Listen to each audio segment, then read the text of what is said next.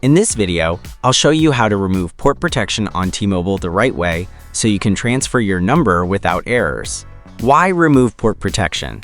You may need to turn it off if your number transfer keeps failing, you're switching to another carrier, you're getting a port request denied error, your number isn't releasing. Port protection is a security feature, but it must be disabled before porting out, before you start. Make sure you are the primary account holder. You have access to your T-Mobile account. Your line is active.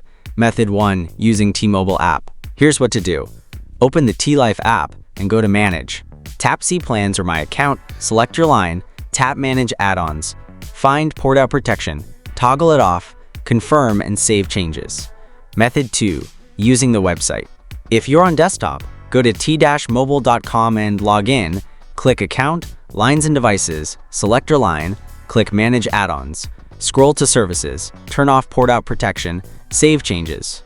If you can't remove it, this usually happens if you're not the account owner or if your permissions are limited. In that case, contact T-Mobile support. Verify your identity. Ask them to remove port protection for your line. What to do after removing it.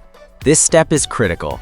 Generate your transfer PIN, give it to your new carrier, complete the port within a few days. Without this, your transfer may still fail. After your number is transferred, turn port protection back on. This helps prevent SIM swap fraud and protects your number. We've also covered transfer guides for all major carriers, so make sure to check those videos next. To check more details, check out our full post, link in the description. If this helped, like the video, subscribe for more simple carrier guides, and comment below if your port works successfully.